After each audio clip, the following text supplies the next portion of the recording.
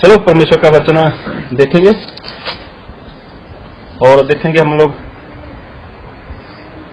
मत्ती उसका 14 अध्याय, मत्ती 14 अध्याय उसका पढ़ेंगे 22 से लेकर उसके 33 तक। मत्ती 14 22 से 33। और उसने तुरंत अपने चेलों को बरबस नाव पर चढ़ाया कि वे उससे पहले पार चले जाए जब तक कि वो लोगों को विदा करे। वो लोगों को विदा करके प्रार्थना करने को अलग पहाड़ पर चढ़ गया और सांझ को वहां अकेला था। उस समय नाव झील के बीच लहरों से डगमगा रही थी क्योंकि हवा सामने की थी। और वह रात के चौथे पहर झील पर चलते हुए उनके पास आया। चेले उसको झील पर चलते हुए देखकर घबरा गए और कहने लगे वह भूत है, और डर के मारे चिल्ला उठे। यीशु ने तुरंत उनसे बातें की और कहा, ढाढ़स बांधो, मैं हूँ, डरो मत। पतरस ने उसको उत्तर दिया, हे प्रभु, यदि तू ही है तो मुझे अपने पास पानी पर चलकर आने की आज्ञा दे। उसने कहा, आ। तब पतरस नाव पर से उतरकर यीशु के पास जाने को पानी पर चलने लगा, पर हवा को देखकर डर गया और जब डूबने लगा तो चिल्लाकर कहा, हे प्रभु, मुझसे बचा। यीशु ने तुरंत हाथ बढ़ाकर उसे थाम लिया और उससे कहा, हे अल्पविश्वासी, तूने क्यों संदेह किया। जब वे नाव पर चढ़ गए तो हवा थम गई। इस पर जो नाव पर थे उन्होंने उसे दंडवत करके कहा, सचमुच तू परमेश्वर का पुत्र है। सारे बोलो हालेलुया, हालेलुया। परमेश्वर के वचन को बहुत ध्यान से सुनना, क्योंकि हमारे परमेश्वर वो हमारे बीच में, और हमारे परमेश्वर आज हमसे बातचीत करने के लिए जा रहे हैं। तब हमारे परमेश्वर जब भी बात करते हैं वो अपने वचन के द्वारा काम बात करते हैं। जब भी किसी के जीवन में कोई काम करें तो वचन के द्वारा ही काम करते हैं, क्योंकि परमेश्वर का जो वचन है वो प्रकाश है। प्रकाश मतलब जिसको उजियारा बोलते हैं वो। अभी जब इंसान इस प्रकाश में आता है, जब उजाले में आता है, तो उसको अपना जीवन दिखाई देता है कि मैं कैसा हूं। जब तक उसके जीवन में प्रकाश नहीं है, मतलब वचन नहीं है, तो उसको कुछ भी पता नहीं चलता कि मुझे क्या करना है, मुझे कैसे रहना है, मुझे किस तरह से जीवन जीना है, उसको कुछ भी नहीं पता। और हमारे परमेश्वर है जो वो इंसान को वचन इसलिए देते हैं ताकि इंसान वचन को सुने, उसको समझे और उसको मान सके। वचन कोई एक दिन के लिए नहीं होता, कोई 2 दिन के लिए, या 1 हफ्ते के लिए, महीने तक नहीं है। वचन इंसान के लिए तब तक है जब तक इंसान धरती के ऊपर जिंदा है, या फिर प्रभु यीशु मसीह जब तक नहीं आने वाले, तब तक हमें इस वचन को मानना है। नहीं तो कई बार क्या होता है, इंसान वचन को सुनता है तो जब सुनता है तब तो उसे बहुत आनंद आता है, और उसके बाद वो सोचता है कि वचन के अनुसार जीवन जिएंगे। लेकिन उसके बाद क्या होता है कि वो कुछ दिनों बाद या कुछ हफ्ते के बाद वो भूल जाता है, और और सोचता है कि मैंने क्या सुना था, क्या सीखा था। जब उसको याद ही नहीं है तो वो कभी भी उसके अनुसार जीवन नहीं जी सकता। लेकिन हमारे परमेश्वर ने वचन ऐसा नहीं कि ऐसे दिया हुआ है, परमेश्वर ने वचन लिख कर दिया हुआ है ताकि इंसान वचन को हर बार सुन सकता है, उसको पढ़ सकता है। और परमेश्वर का स्वभाव कैसा है, परमेश्वर इंसान से क्या चाहते हैं, वो सारी बात परमेश्वर ने वचन में लिखकर दी हुई है। और जब इंसान वचन को सुनता है, पढ़ता है, इसको खोलता है, बाइबल में ऐसा भी लिखा है कि वचन खोलने से हम देखेंगे भजन संहिता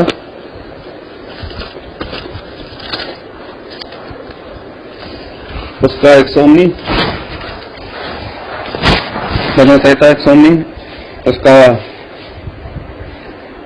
130।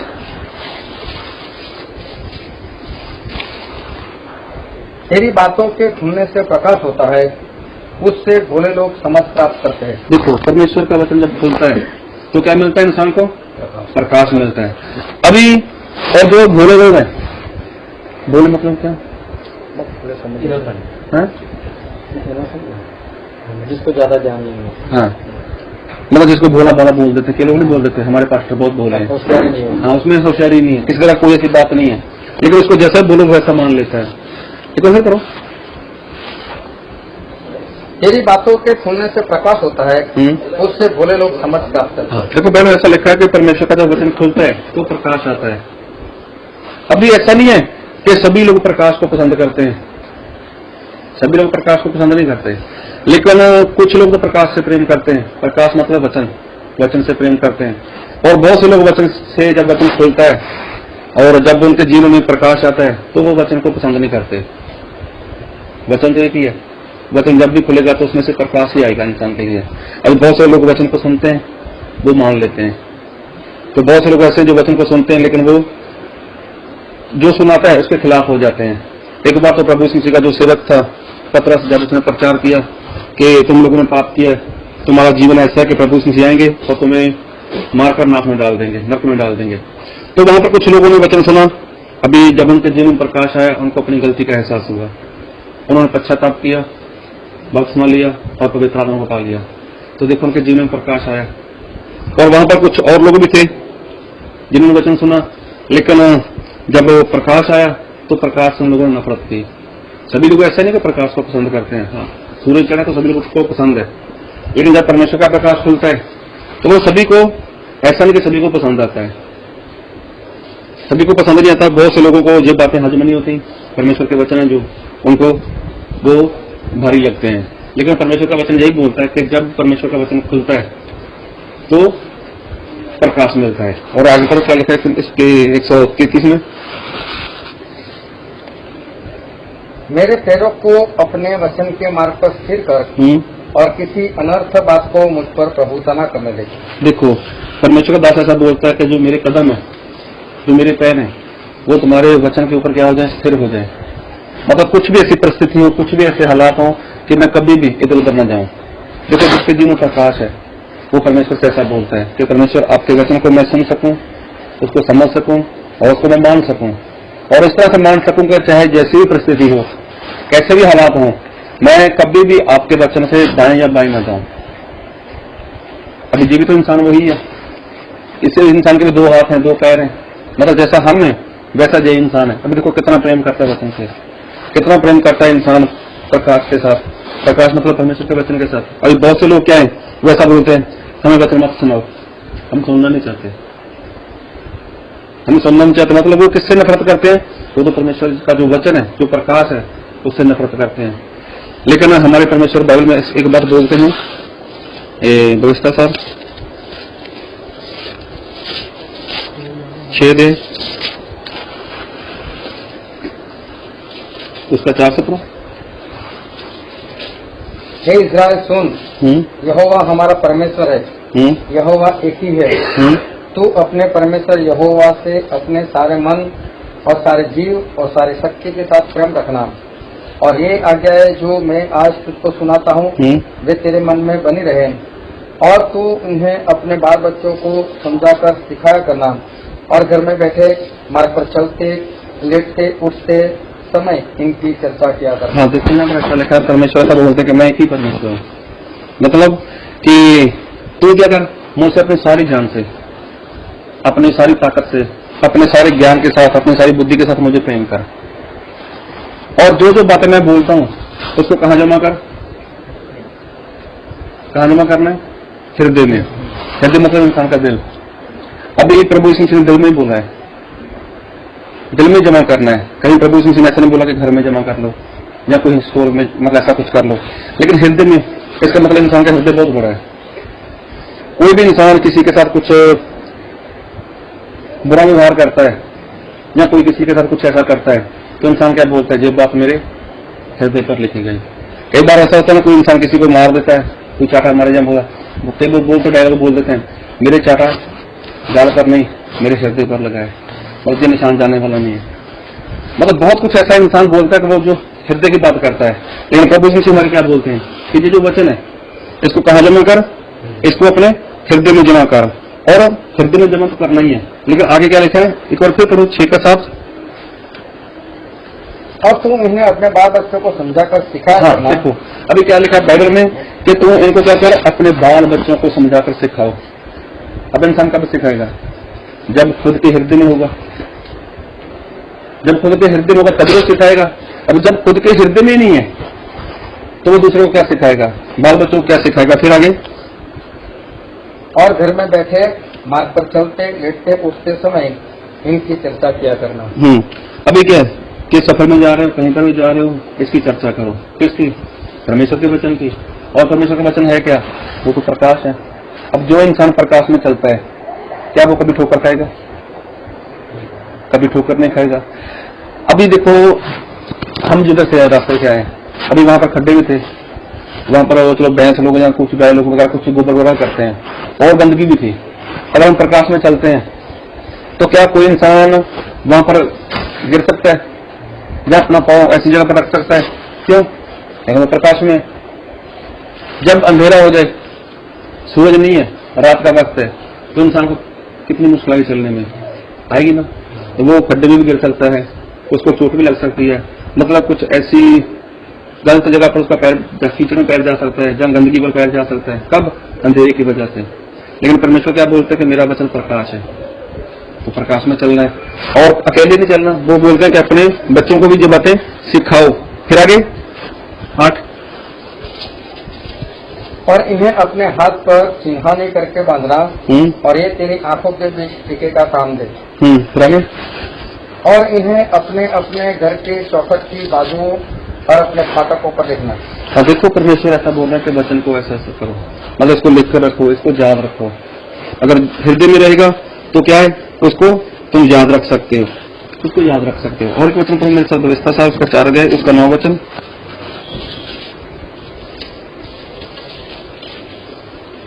यह अत्यंत आवश्यक है कि तुम अपने विषय में सचेत रहो और अपने मन की बड़ी चौकसी करो। देखो, अपने विषय में सचेत रहो, चौकस रहो, और जो तुम्हारा हृदय, जो तुम्हारा मन, उसकी क्या करो, चौकसी करो। कहीं ऐसा न हो कि जो जो बातें तुमने अपनी आंखों से देखी उनको भूल जाओ और वह जीवन भर के लिए तुम्हारे मन से जाती रहे, किंतु तुम उन्हें अपने बेटों पोतों को सिखाना। देखो यहाँ पर लिखा है बेटों को भी, और आगे पोतों को भी सिखाओ। क्या सिखाना है? परमेश्वर का वचन। परमेश्वर ने वचन तो दिया है, लेकिन उसको खुद भी मानना है, उसको खुद भी हृदय में रखना है, और उसको अपने बच्चों को भी, और बच्चों के बच्चे हैं मतलब पोतों को भी सिखाना है। ये परमेश्वर बोलते हैं। अभी वचन देते हैं परमेश्वर, और खुद मानने को बोलते हैं कि खुद मानो और आगे भी सिखाओ। तो इसका फायदा किसको है? परमेश्वर को कोई फायदा है?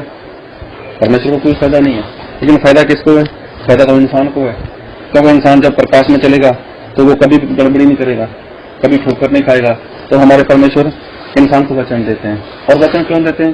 ताकि इंसान अपने हृदय में उसको जमा रखे, इन वचन अपने हृदय में जमा रखे और उसके अनुसार जीवन जी सके। अभी क्या होता है, कई बार इंसान को परमेश्वर ने वचन दिया है, लेकिन इंसान वचन को भूल जाता है। हम बात करें अब्राहम के बारे में, परमेश्वर ने अब्राहम को पसंद किया जब 75 साल की उम्र में, तो परमेश्वर ने अब्राहम को ऐसा बोला कि अब्राहम अपना देश छोड़ दे, अपने बाप का घर छोड़ दे, और मैं तुझे बेटा दूंगा। अभी देखो, अब्राहम को परमेश्वर ने बेटा दे दिया, तो वो उसको 100 साल की उम्र में बेटा मिला था। अब्राहम ने सब कुछ किया जैसा परमेश्वर ने बोला। अभी क्या हुआ कि परमेश्वर ने ऐसा बोला था, जो बेटा तुझे मैं देने जा रहा हूं उसी से तुम्हारा वंश चलेगा, और उसी से जो तुम्हारी वंश होगी। आकाश के जो तारे हैं कोई उनको गिन सकता है तो गिन ले, और समुद्र किनारे जो रेत है उसको कोई गिनना चाहे तो गिन सकता है। मतलब इतनी संतान मैं तुझे दूंगा। और बीच में क्या हुआ कि परमेश्वर ने ऐसा बोला अब्राहम को, अब्राहम अपने बेटे को बलि कर। अभी अब्राहम ने परमेश्वर से एक बार भी सवाल नहीं किया, परमेश्वर आप कैसे परमेश्वर ऐसे कैसे बोल सकते हो? एक तो आपने मुझे 100 साल की उम्र में बेटा दे दिया, आज मेरा बेटा जवान हो चुका है, आज तो मेरे बेटे की शादी की उम्र हो चुकी है, अभी किसी भी आप मुझे बोल रहे उसकी होम बलि कर दो। मैं ऐसा नहीं कर सकता। एक भी बार परमेश्वर के ऊपर अब्राहम ने शक नहीं किया। जब शक नहीं किया तो वो तो तैयार हो चुका था उसको होम बलि करने के लिए। और उसने ऐसा नहीं कहा कि परमेश्वर अभी तक तो मेरे बेटे की शादी भी नहीं हुई, मेरे बेटे को अभी तक तो कोई बच्चा भी नहीं हुआ। हाँ, अगर उसकी शादी हो जाती, अगर उसका बच्चा हो जाता तो अच्छी बात थी, क्योंकि जो वंश है वो इसी से चलने वाला था। अभी तक तो कुछ ऐसा हुआ ही नहीं है, लेकिन उसने कुछ भी सवाल नहीं किया। और जहां तक कि ऐसा बोलो, उसके अंदर जोश भी था कि मैं अपने बेटे को बलि करने वाला हूं। लेकिन जोश इंसान का कब तक बना रहेगा? और बाइबल में ऐसा लिखा कि अब्राहम 3 दिन तक चलता गया, अकेला नहीं, उसका बेटा उसके साथ था, 2 नौकर उसके साथ है। वो तो होम बलि करने के लिए जा रहा है, होम बलि करने के लिए जा रहा है। लेकिन एक बात उसके अंदर चल रही थी, हम बाइबल से देखेंगे, इब्रानी 12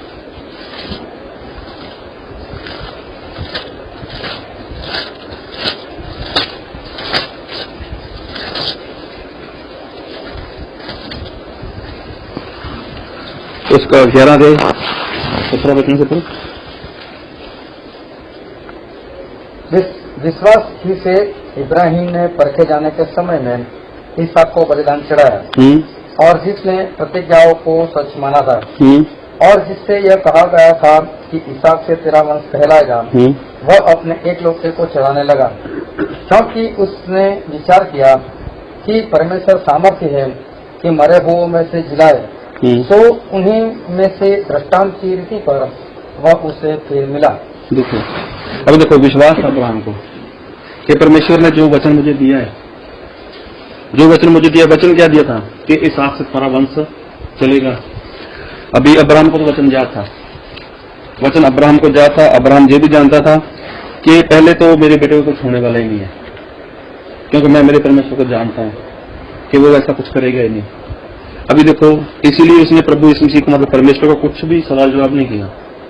सवाल जवाब करने का कोई उसका चांस था ही नहीं, क्योंकि वो जानता था मेरा बेटा जवान है, इसकी शादी नहीं हुई, अगर शादी नहीं हुई तो बच्चा भी नहीं है, अगर बच्चा नहीं है तो वंश कहां से होगा। ये सारी बात उसको जाति वतन जात था उसको।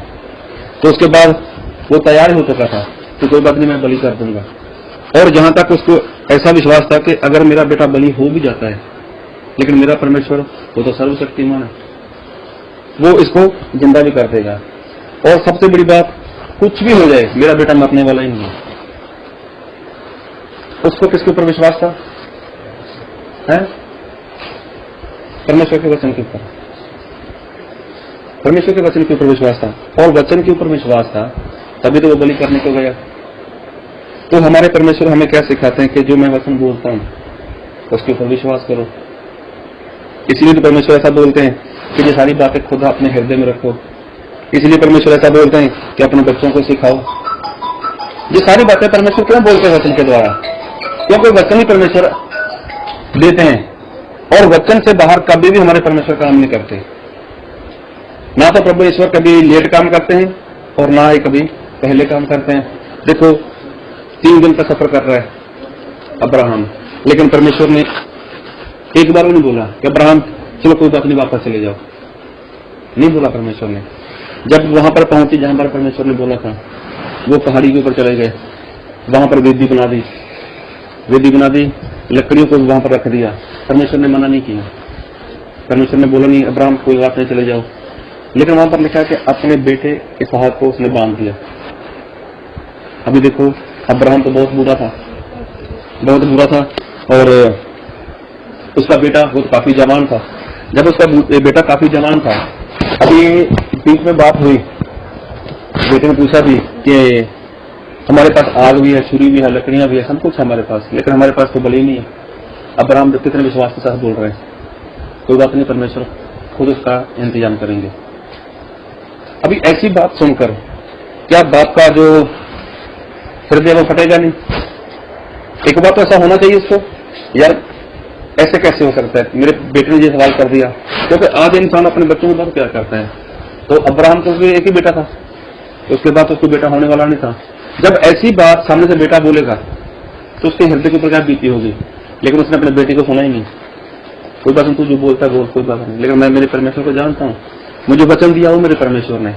उसके बाद जब उसने उसको रख दिया, वहां पर लिखा है, अभी देखा जाए एक नौजवान बेटा जो अभी अभी मतलब जवान हो रहा है, जब जवान हुआ है, अभी उसको बोला जाए कि चल तू अपनी जान दे दे, मेरे परमेश्वर ने बोला है, तो बेटा क्या बोलेगा? तेरे परमेश्वर ने बोला तुझे जान देने के लिए, मारने के लिए, मैं थोड़ी मरने वाला हूँ। अभी वो अब्राहम तो काफी बूढ़ा है, लेकिन उसका बेटा तो काफी जवान है। अभी दोनों में ताकतवर कौन हो सकता है? अब्राहम हो सकता है, उसकी उम्र काफी बड़ी है। ऐसा नहीं, वो तो बूढ़ा है, उसको तो एक धक्का मारे, कुछ भी करे, वो भाग सकता है वहां से, लेकिन क्या वो भागा होगा वहां से? अब्राहम ने अपने बेटे को वो सारी बातें सिखाई होंगी कि हमारे परमेश्वर ऐसे हैं। अभी वो सारी बातें सीखते हुए वो खुद तैयार हो गया कि कोई बात नहीं, आपके परमेश्वर ने बोला है मुझे बलि करने के लिए, कोई बात नहीं, मुझे बलि कर दो। आज हम अपने बच्चों को बोल दें कि आपकी होम बलि करनी है, आपके लिए ऐसा करना है, तो कौन ऐसा बच्चा जो सामने से तैयार हो जाएगा? हमारे माँ बाप हमारे लिए कुछ बोल दें कि ऐसा ऐसा बोला है परमेश्वर ने, जब हमारे माँ बाप बोलते हैं ऐसा ही बोल दें, जो ज्यादा नहीं, एक हफ्ते तक भूखा प्यासा रहो, तो क्या करेंगे हम लोग? क्यों रहे? 50 सवाल करेंगे। आपने बोला परमेश्वर को आप करो, हम क्यों करें? मतलब ये बात आती है। इसलिए परमेश्वर ने क्या बोला कि अपने बच्चों को ये सारी बातें सिखाओ। अभी क्या परमेश्वर ने ये बातें नहीं सिखाई होंगी? अब्राहम को सिखाई सारी बातें, और वही बातें परमेश्वर के दास अब्राहम ने अपने बेटे को बताई कि देख मेरे परमेश्वर ने ऐसा बोला हुआ है। तो इसहाक को वही विश्वास था कि पहले तो मरूंगा ही नहीं, अगर मर गया तो मेरा परमेश्वर मेरे को जिंदा भी कर देगा। उसने क्या बोला, कोई बात नहीं, मुझे बलि कर दो। मतलब जो परमेश्वर वचन देते हैं उस वचन को क्या ऐसा बोलते परमेश्वर इसको पकड़ेगा। कई बार क्या होता है कि इंसान जब तंदुरुस्त है, उसको कोई परेशानी नहीं है, उसको कोई मुश्किल नहीं है, तब इंसान बढ़िया है। लेकिन जब उसके जीवन में कुछ ऐसी परिस्थितियां आती हैं तो इंसान परमेश्वर के वचन को भूल जाता है, और फिर उसके जीवन में अगर समस्या थोड़ी लंबी चली जाए फिर इंसान परमेश्वर को भूलकर इधर उधर ताकना शुरू कर देता है, कहां से सहायता मिले, कहां से क्या करें। ये बात इंसान के जीवन में दिखाई देती है। तो पिछली बार ऐसा हुआ कि मेरी पत्नी काफी बीमार हो चुके थे, काफी बीमार थे, तो उन्होंने खाना पीना छोड़ दिया, सब कुछ छोड़ दिया। तो मेरे रिश्तेदार काफी विरोध कर रहे थे, आस पड़ोस वाले भी, मेरा भाई भी, मेरे पापा भी काफी विरोध कर रहे थे कि इसका ऐसा है वैसा हो, इसको हो जाएगा, ये मर जाएगी। मैंने कहा इसको कुछ नहीं होगा, मेरे परमेश्वर अच्छा ही करेंगे। अभी देखो उन्होंने काफी समय तक कुछ खाया ही नहीं, कुछ भी नहीं खाया। तो मेरे भाई मेरे को बोलते हैं अगर इसको कुछ हो गया तो बाद में हमें परेशान करेगा, बोलेगा कि मेरी शादी करो। मैंने बोला मैं क्यों बोलूं, जब इसको कुछ होना ही नहीं है, मेरे परमेश्वर जिंदा रखेंगे इसको, क्या परमेश्वर को पता नहीं है? तो प्रभु का धन्यवाद कि उनको किसी भी सहायता की जरूरत नहीं रही, 1 रुपए तक गोली नहीं उन्होंने खाई। परमेश्वर ने ऐसे अच्छा कर दिया उनको। मतलब जब वो हमारे परमेश्वर हमें वचन देते हैं तो वो वचन को हमें पकड़ रखना होता है ताकि परमेश्वर हमारे जीवन में काम करें। एक बात याद रखो, हमारे परमेश्वर कभी लेट काम नहीं करते। अभी जब इसहाक को वहां पर बांध कर सुला दिया, अभी अब्राहम ने छुरी निकाली इसको मारना चाहा तो परमेश्वर का ठीक उसी समय आवाज आई, अब्राहम ठहर जा, मैं जान गया कि तू मेरा भय मानता है, मेरा डर रखता है। अभी देखो अगर परमेश्वर 1 मिनट लेट हो जाते उसकी गर्दन कट जाती, लेकिन ऐसा नहीं हुआ। परमेश्वर समय पर काम करते हैं। तो हमारे परमेश्वर कब काम करते हैं कि पहले इंसान को वचन देते हैं, फिर इंसान के जीवन में काम होता है। तो वही वचन परमेश्वर हर इंसान को देते हैं ताकि इंसान वचन को समझे, वचन को माने। और वचन है जो वो प्रकाश है। और जो वचन पढ़ा भी हमने मत्ती उसका 14 अध्याय हमने पढ़ा था, 14 से लेकर 22 से लेकर उसके 33 तक। तो वहां पर ऐसा हुआ कि एक बार प्रभु यीशु अपने चेलों के साथ थे, और चेलों के साथ थे तो प्रभु यीशु ने ऐसा बोल के अपने चेलों को ऐसा करो, तुम लोग इस बिल्डिंग में बैठो और तुम लोग निकलो, जो यहाँ पर फील्ड है क्योंकि मैं वहां से विदा करके आता हूँ। अभी चेले तो किश्ती में जा रहे थे, और अभी किश्ती में जा रहे थे तो चेले जब किश्ती में काफी दूर निकल गए तो जब प्रभु यीशु ने भीड़ को वहां से निकाल दिया, और निकालने के बाद क्या हुआ कि प्रभु यीशु ने देखा वहां पर कोई भी नहीं है, कोई किश्ती नहीं है, तो प्रभु यीशु समुद्र पर चलना शुरू हो गया।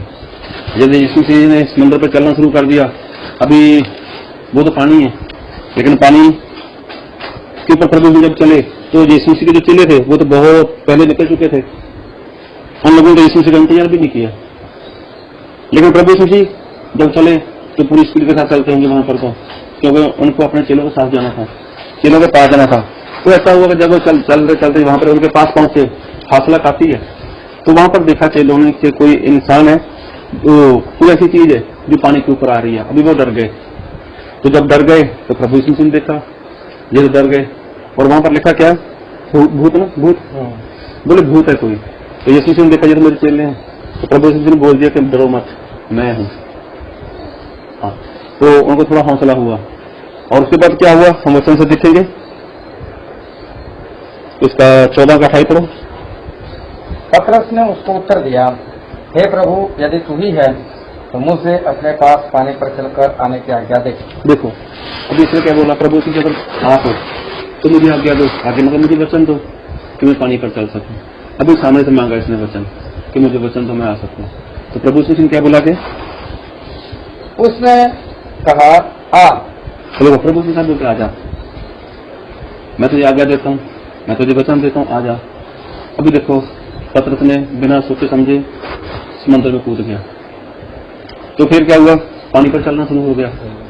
जब पानी पर चलना शुरू हुआ, कब चलना शुरू हुआ? जब उसको वचन मिला था। उसके पहले ना चला, ना उसके बाद कभी उसने कुछ बोला ही है, ना पहले कुछ बोला। लेकिन जब उसने वचन लिया, वचन को पकड़ा, और जितना चल वचन को पकड़े रखा तब तक वो चलता गया। फिर आगे तब पतरस नाव पर से उतरकर यीशु के पास जाने को पानी पर चलने लगा, पर हवा को देखकर डर गया, और जब डूबने लगा तो चिल्लाकर कहा, हे प्रभु मुझे बचा। देखो पानी पर चला, लेकिन जब तक उसको वचन याद था कि प्रभु यीशु मसीह मुझे बोला है, प्रभु यीशु मसीह मुझे बोला है, और वचन याद था, वो प्रकाश में था, उसको कुछ भी परेशानी नहीं थी। लेकिन उसके बाद हवा चल रही थी। अब प्रभु यीशु मसीह की ओर से नजर हटाकर इधर उधर देखना शुरू कर दिया, हवा को देखना शुरू कर दिया, तो अभी क्या हुआ? वो डगमगाने लगा, मतलब वो डूबने लगा। मतलब जो परमेश्वर ने वचन दिया था, उस वचन से उसने अपना जो मन था, मन हटा लिया। जब मन हटा लिया तो उसका डूबना तय हो गया। कब हुआ? कि जब उसने प्रभु यीशु मसीह को छोड़कर, उसके वचन को छोड़कर इधर उधर देखना शुरू कर दिया। जब इधर उधर देखना शुरू कर दिया, फिर क्या हुआ? फिर वो चिल्लाया। एक बार फिर पढ़ो 30। पर हवा को देखकर डर गया, और जब डूबने लगा तो चिल्लाकर कहा, हे प्रभु मुझे बचा। देखो डूबना शुरू हो गया। जब डूबना शुरू हुआ तब वो चिल्लाया। जब पहले उसने वचन को पकड़ा हुआ था, वचन का कहा हुआ कर रहा था, जिस तरह से बोला प्रभु ने उसी तरह से कर रहा था। लेकिन उसके बाद क्या हुआ? उसने आगे पीछे देखा, उसको हवा लगी, हवा महसूस हुई, उसने उसको देखा, तो उसके बाद वो डूबा। जब डूबा, अब उसके पास कोई सहारा नहीं था, फिर यीशु मसीह को याद करता है कि प्रभु मुझे बचा। अभी वो कितना चला, कितना पास आ गया, लेकिन वो बात नहीं है। लेकिन जब उसने वचन को छोड़ दिया, वचन को छोड़ दिया, तब उसका डूबना तय हुआ, तब वो डूबने लगा। तो इसी तरह से परमेश्वर जब किसी को वचन देते हैं, जब उसके जीवन में सब कुछ अच्छा होता है, तब वो प्रार्थना भी करता है, बाइबल पढ़ता है, संगति भी करता है, सब कुछ करता है। उसको क्या लगता है? हम तो मसीह को मानते हैं, प्रार्थना करने वाले हैं। जब उसके जीवन में हालात कुछ ऐसे आते हैं, ऐसी परिस्थिति आती है, तब वो वचन को छोड़ देता है कि परमेश्वर ने क्या बोला है और परमेश्वर क्या कहना चाहते हैं। और देखो उसके बाद पतरस जब डूबना शुरू हुआ, फिर परमेश्वर को बोल रहा है, फिर प्रभु यीशु ने अपना हाथ बढ़ाया और उसको खड़ा किया। फिर आगे यीशु ने तुरंत हाथ बढ़ाकर उसे थाम लिया और उससे कहा, हे अल्पविश्वासी, तूने क्यों संदेह किया? प्रभु यीशु ने बोला, हे अल्पविश्वासी। प्रभु यीशु ने वचन दिया था, तो वचन तो प्रभु यीशु आज भी देते हैं, सभी को दिया हुआ है। लेकिन जब इंसान वचन को छोड़कर इधर देखता है, इधर उधर ताकता है, तो परमेश्वर इसको क्या बोलते हैं? अल्पविश्वासी। मतलब अल्पविश्वासी मतलब जो विश्वास नहीं करता उसको बोलते हैं अल्पविश्वासी, और जो विश्वास करता है उसको प्रभु यीशु विश्वासी बोलते हैं। लेकिन ये अल्पविश्वासी इंसान होता कब है? कि जब वो वचन को छोड़कर इधर उधर जाता है। इसलिए तो प्रभु यीशु बोलते हैं कि जो वचन खुद अपने हृदय में रखो। मैंने जो जो बोला है, जिस तरह से बोला है, मैं सब कुछ कर सकता हूँ। अब्राहम के हृदय में वो वचन था कि मेरा बेटा मरेगा नहीं, मेरा बेटा होम बलि नहीं होगा। तो देखो आज अब्राहम वो विश्वासियों को बाप है। अगर हम विश्वास अच्छे से करते हैं, जिस तरह से बाइबल में लिखा है, तो हम अब्राहम की संतान है, और अब्राहम की संतान ही स्वर्ग जाने वाली है। तो हमें भी उसी तरह से विश्वास करना है जिस तरह से बाइबल हमें बोलती है, जिस तरह से बाइबल में लिखा हुआ है कि परमेश्वर पहले वचन देते हैं। तो वचन को मानना ना मानना वो इंसान के हाथ में है। जब वचन मानेंगे तो अब्राहम की संतान है, और अब्राहम की संतान है तो हम स्वर्ग के वारिस भी हैं। तो देखो यहाँ पर उसको बोला गया अल्पविश्वास से।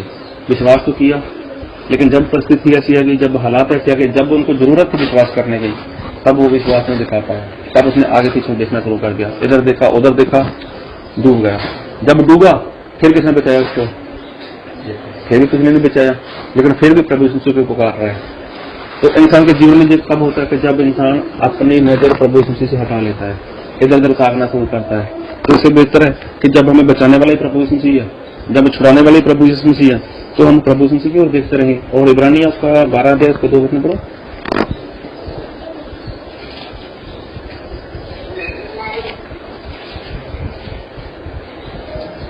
इब्रानी 12:2।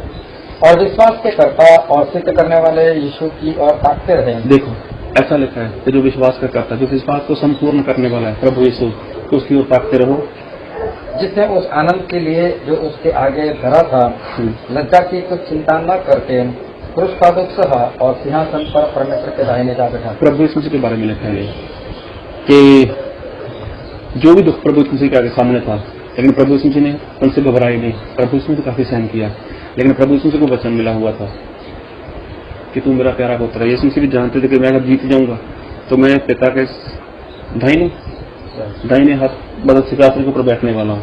यीशु मसीह के पास वचन था, तो प्रभु यीशु मसीह वचन को पकड़े रखा। प्रभु यीशु मसीह जानते थे कि मैं मुर्दों में से 30% जिंदा होने वाला हूँ, तो प्रभु यीशु मसीह अपनी मौत से नहीं घबराए। जो दुख यीशु मसीह को मिलने को उनसे घबराए नहीं, उनको पकड़े रखा, जो वचन था उनके पास। तो आज प्रभु यीशु मसीह हमें यही बोलना चाहते हैं कि जो वचन मैंने दिया उस वचन को पकड़े रखो, उसके अनुसार जीवन जियो।